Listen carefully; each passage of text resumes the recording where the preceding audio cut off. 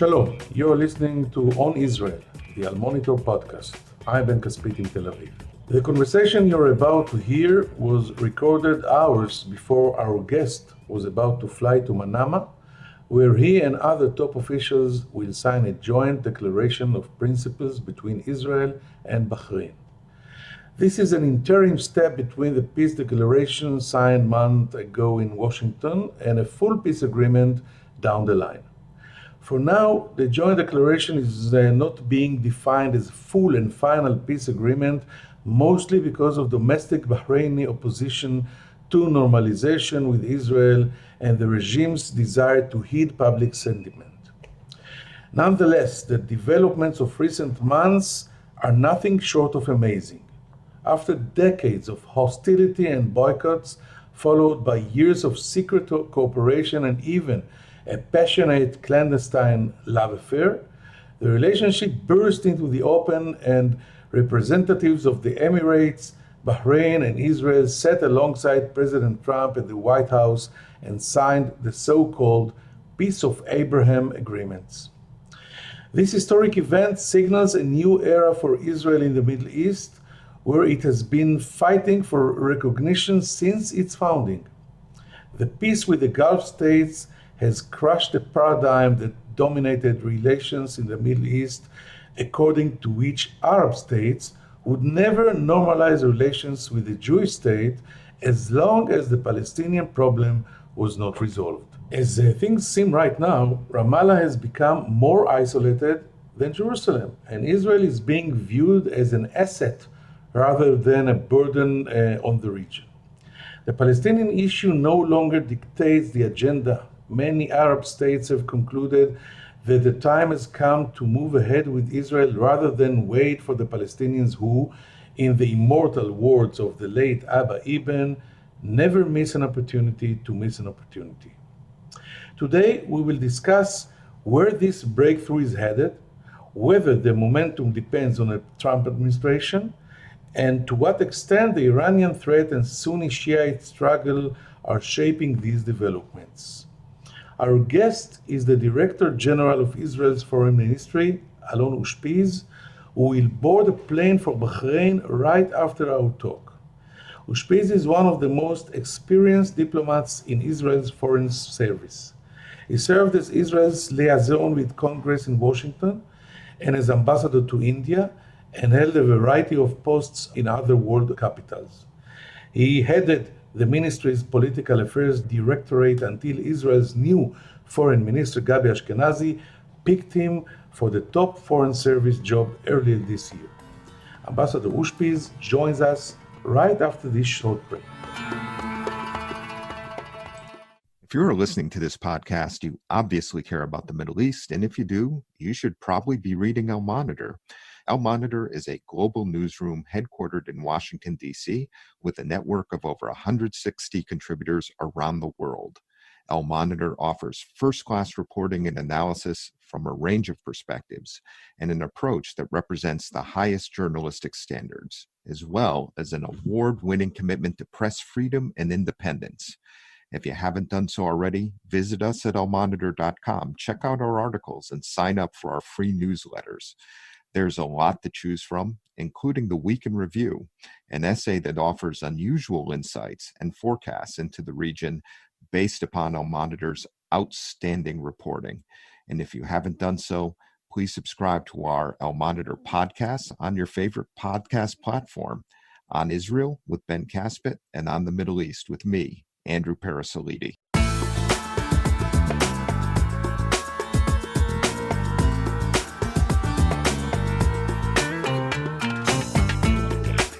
I'm very happy to say hello to the Director General of the Ministry of Foreign Affairs in Jerusalem, my colleague Alon Ushpiz. Shalom, Alon. Shalom, Ben. It's good to be with you.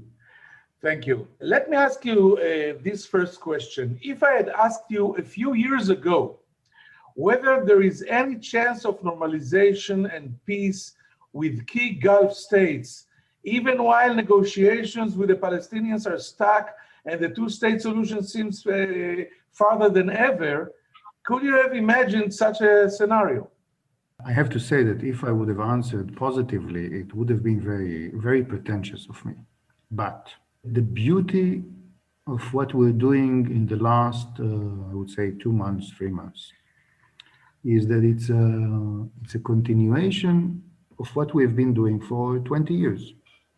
And actually, it's like cultivating a very intimate and very tangible set of relationship. And then one morning, both sides decide to go up to the surface, and suddenly you have something. You have a creature, a very shiny creature, on top of on the surface of the water, which means that it is a continuation of an effort of very long years. So, I would be very careful in saying that a year ago I would have answered yes, definitely. But on the other hand, there is a natural flow of events with political leadership and very effective managing of relations for many years now. So I would dare to say that I wouldn't have forecasted, and I don't think I'm not in the business of being a prophet, but I would say that our actions and our vision brought us to where we are right now. And this does not apply only to me personally. I think this applies to not less than thousands of Emiratis and Bahrainis and Israelis, and I should stress this, Americans. This would have not happened without America. Okay, so you just mentioned something that I wanted to ask about, and maybe I'll ask it this way. Is it possible to define the game changer? You just spoke about one morning, all the partners woke up and decided it's about time.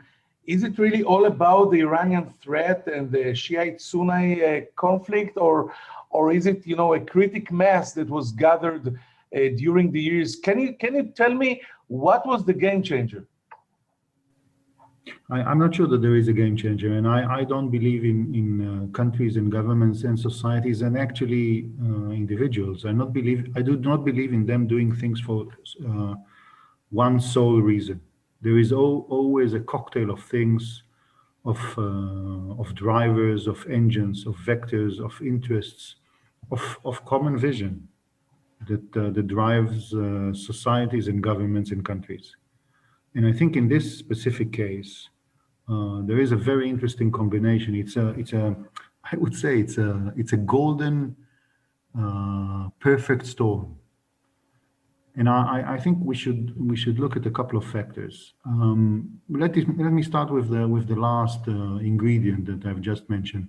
This couldn't have been possible without very solid support and effective diplomacy of this administration, headed by obviously by the president, by senior advisor Kushner, by Secretary of State, and by their staff members. Many of them invested not less than tens of thousands of hours in this venture. Secondly, yes, I think both sides, meaning us and the Gulf countries, did not start from zero. As I said, we are active in the Gulf. We, Israel, led by obviously the foreign ministry. We have been active in the Gulf for the last 2 decades, which means that once we reached this point, we were very ripe and we knew each other. One of the beauties of the things that happen now is that in some cases, we find ourselves conversing with people that we've been chatting with them for the last, let's say, 10 years, and suddenly we are in the open.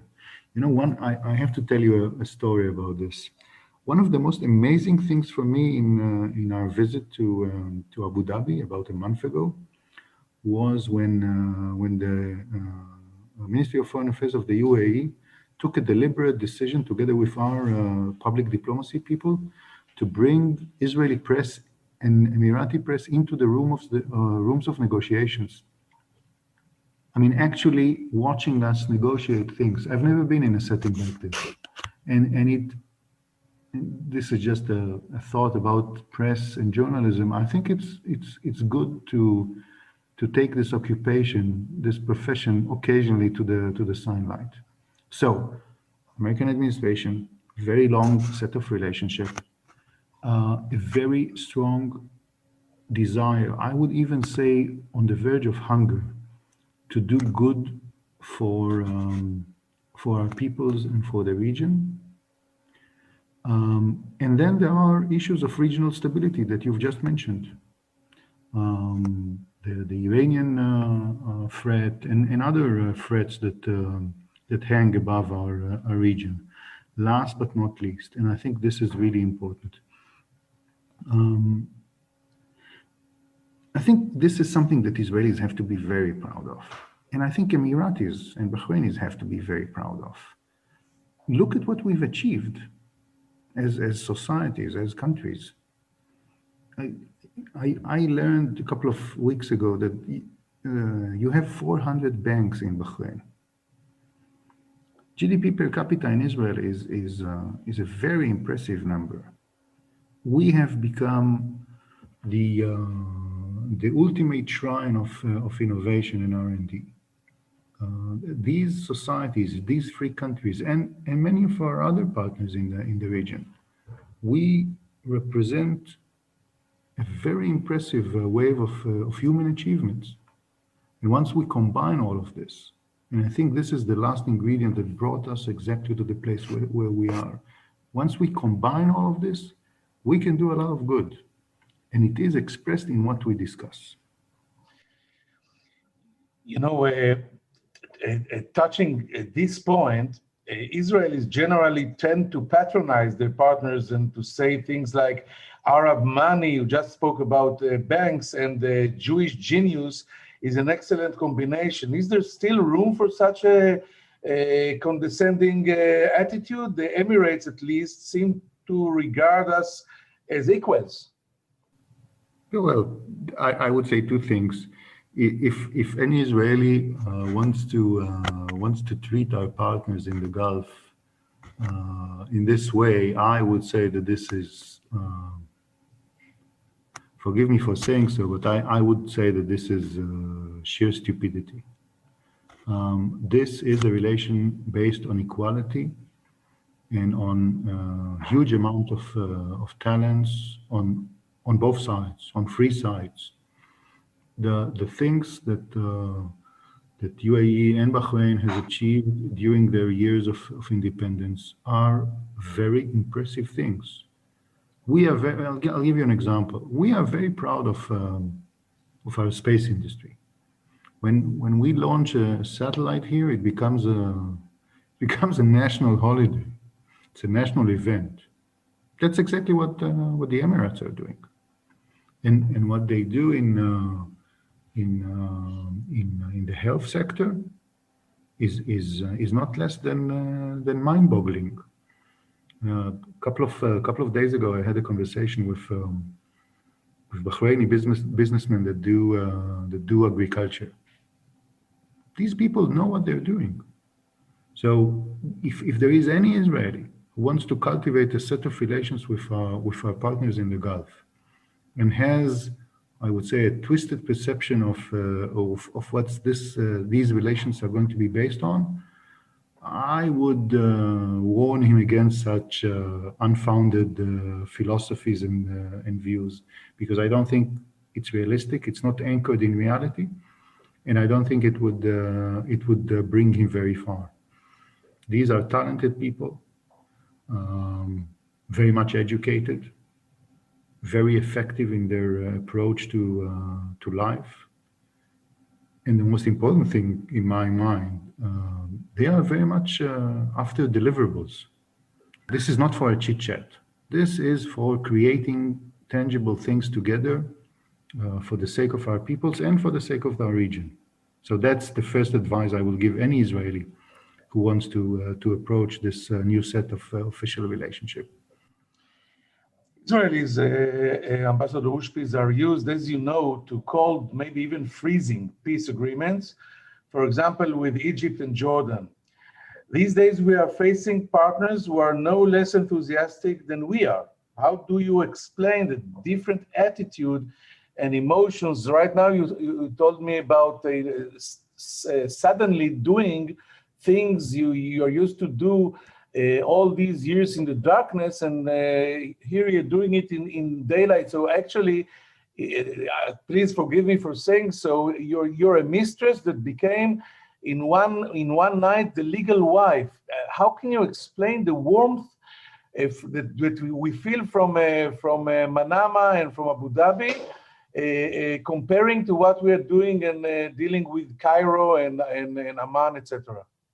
Well, without being dragged into marital affairs, let me say that there are a couple of components here that I find, well, I should say mind-boggling.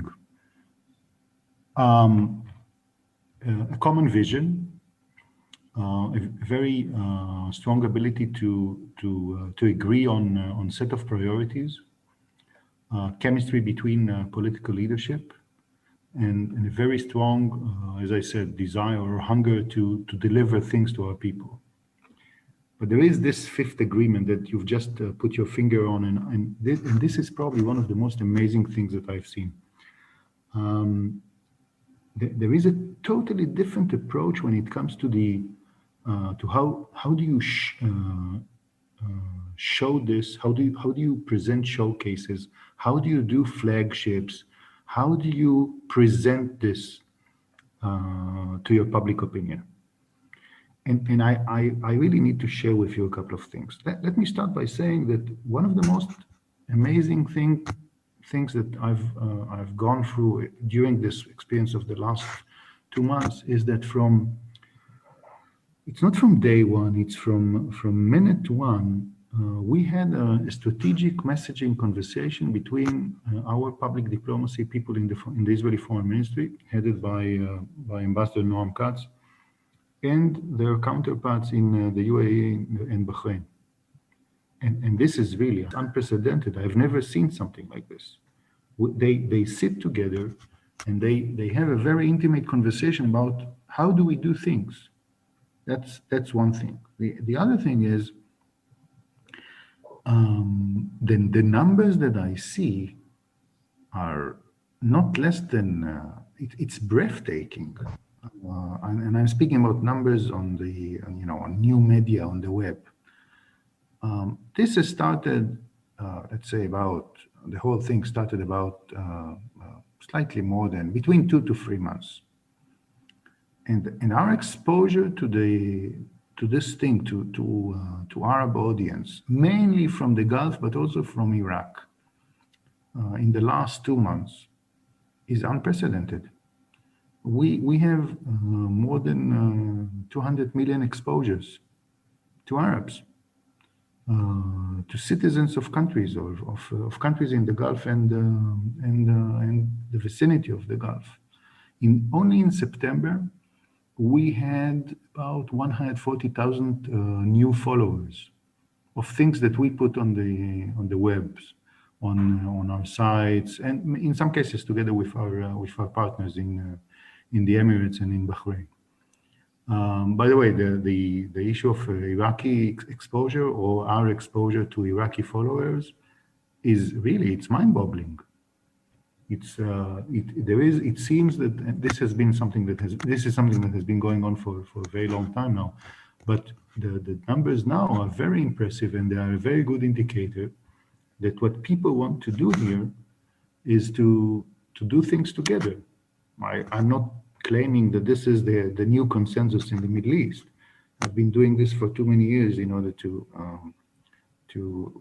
sugarcoat this in this way, but I think that the efforts and the joint efforts and the numbers that we have, the figures themselves, think of it, more than 200 million people are a very good indicator. Now, I think it is based, among other things, not only, but one of the main factors that lead us to this is the fact that we have been interacting with each other for 2 decades. There are hundreds, probably even thousands of Israeli businessmen that had something to do with the Gulf in the last 2 decades. People get to know each other. They've been cutting deals. They have been conversing for many years. And now it has, as I said, it has gone from underwater to the surface with a much higher capability of doing things together. But the willingness and the effectiveness of expose ourselves to the public together is a strategic asset. And I have never seen something like this before. And after you just mentioned these really unbelievable numbers that I was not aware of, so I have to ask you, why has the process stalled? What about normalization with Sudan, Saudi Arabia, the Maghreb? A few weeks or months ago, everyone was talking about it will happen very fast now. And I saw someone, I think on Twitter, saying that maybe because of the President Trump's illness, the process slowed down. What do you think about the future? Well, the future is great, really. I mean, I've been doing this as an Israeli diplomat for, I think, 28 or 29 years. When I entered the Israeli public service as an Israeli diplomat, this was, just when we signed our peace treaty with Jordan during the late Rabin term. And look, we used to have 2 peace treaties with Egypt and Jordan. These are, I would say, strategic cornerstones of all thinking, all Israeli thinking about security, foreign policy, and also economy. And now, in the course of slightly more than a month, we have 2 additional peace treaties. My very good friend, Ambassador Dermer, says it took us this and this years to reach 2 peace agreements with Egypt and Jordan, and then it took us slightly more than a month to sign additional 2 peace treaties or to reach peace treaties with the UAE and Bahrain. So I would say that it's what you've just asked and said is probably the number one engine of Israeli society, because we are never satisfied. And our biggest contribution to human civilization is not being satisfied and keep pursuing things. This is something that the late President Peres always used to say. But on the other hand, I think the other side of the coin is that we have to look at the things that we're achieving in the last 3 months and say, whoa, this is impressive.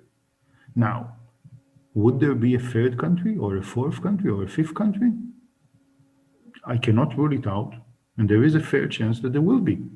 And I can tell you the American administration, the White House, is tremendously active in doing these things. Really, they invest, as I said, a huge amount of resources in the effort of bringing additional countries on board. And the Israeli government is headed by the Prime Minister and his strategic vision.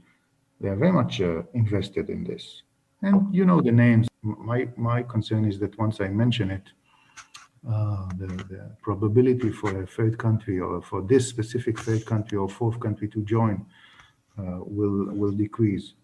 But I think there is an ongoing effort to bring on board in other countries, and I think it's a very important effort that should continue. So my next question is a little delicate.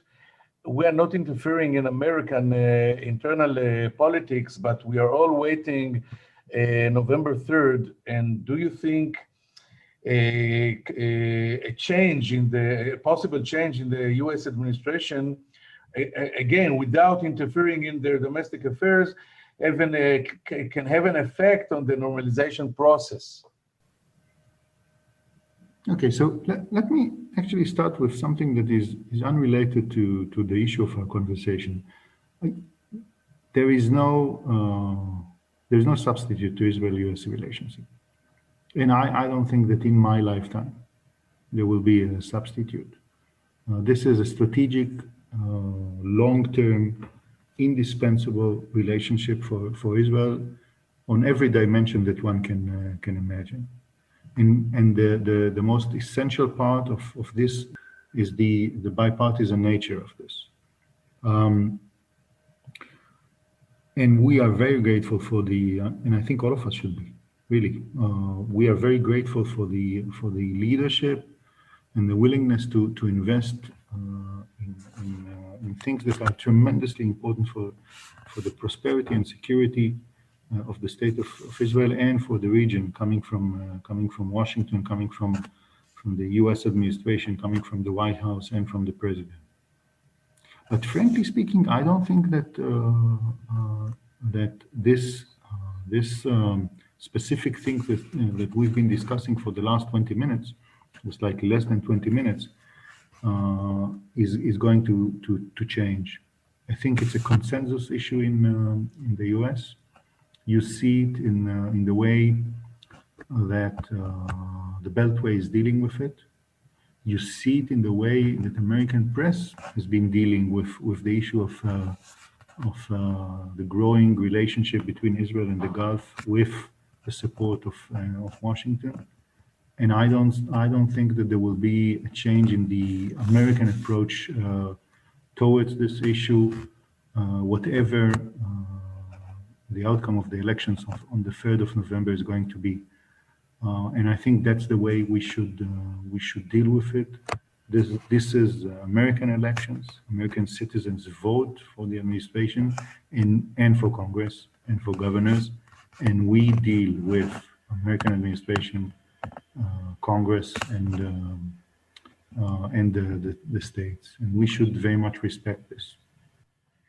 I just arrived. We just arrived to my final question. I wanted to ask you about your new Minister of Foreign Affairs, but I want to ask before something that I just realized, that we are chatting now or talking now for 20-25 minutes with the Director General of the Ministry of Foreign Affairs, and we never mentioned yet the Palestinians.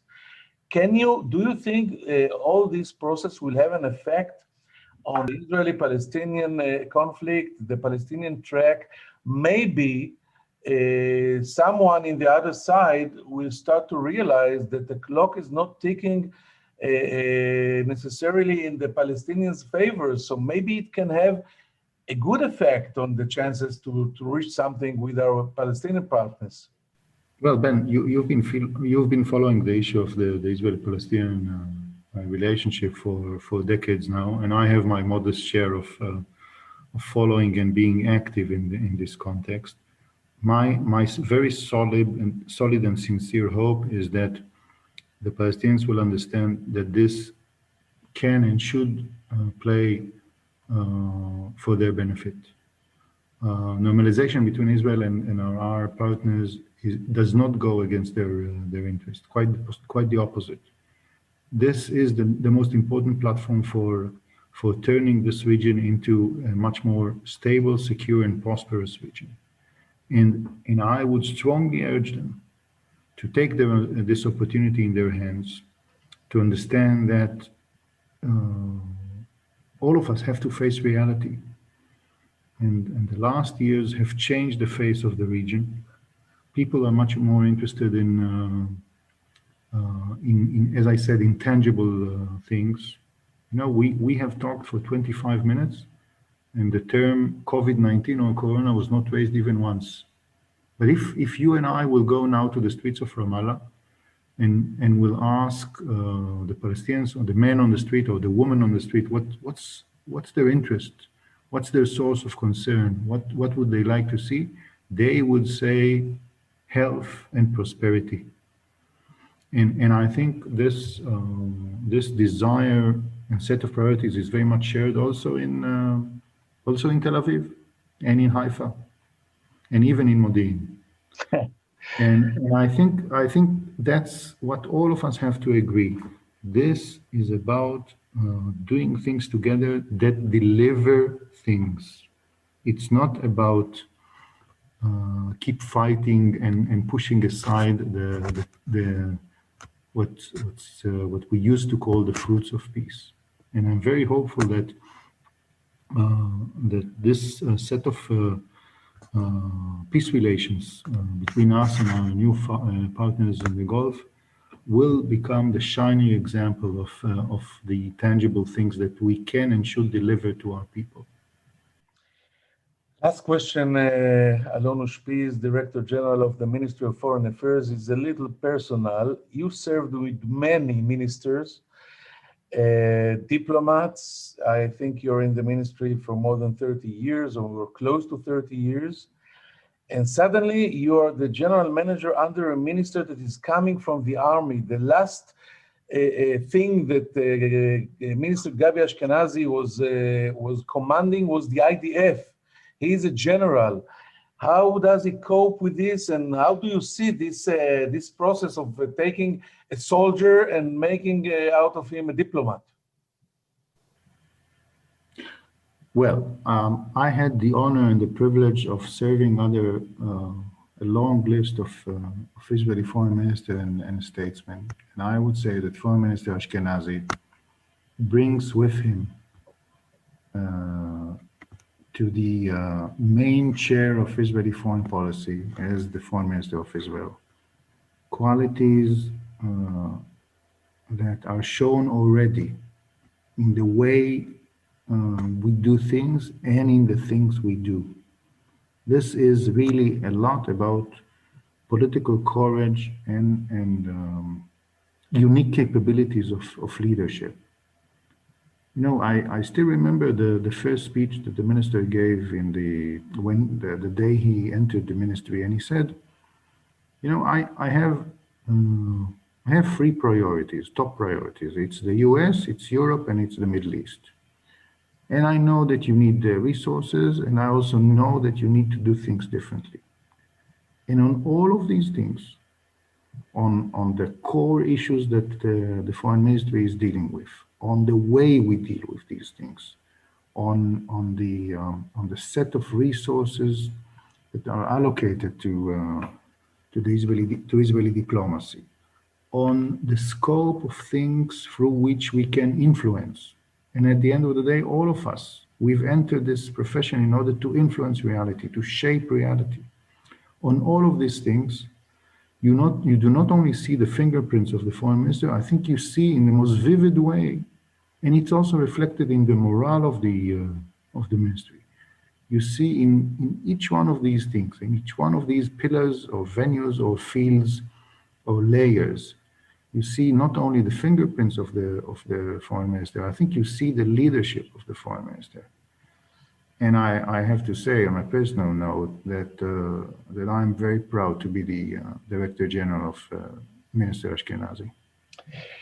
And this week you will be a member of an Israeli group of very senior administration Israelis that are going to sign all the agreements in Manama, the capital of Bahrain. So I wish you good luck in this mission. Ambassador Alon Ushpiz, this was a fascinating podcast here in Al Monitor.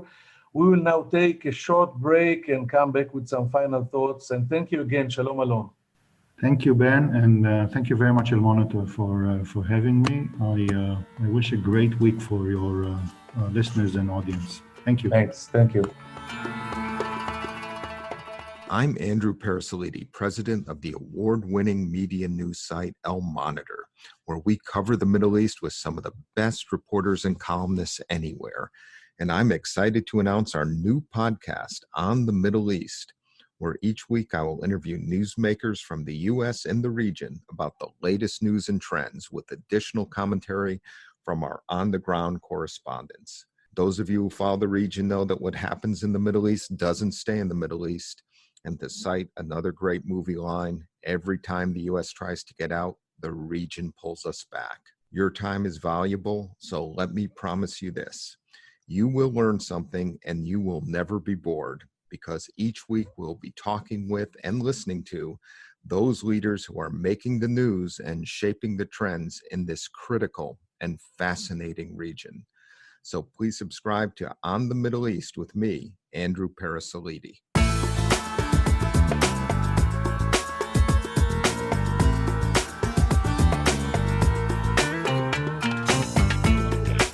Thank you for staying with us. Ambassador Alon Ushpiz, the Director General of the Ministry of Foreign Affairs, sounded full of enthusiasm and optimism on his way to sign the new treaties with Bahrain. He emphasizes that the fruits we enjoy now were planted decades ago and nurtured over 20 or 25 years of secret meetings and dealings. The process, he says, is irreversible and here to stay. Ambassador Ushpiz said it could not happen in this timing without the leadership and deep involvement of the American administration. But on the other hand, he says, it is not depending on the result of the November 3rd election in the United States. I hope you enjoyed it, and we will see you here on Israel in Al Monitor next week. This is Ben Caspit from Tel Aviv. Take care. Goodbye.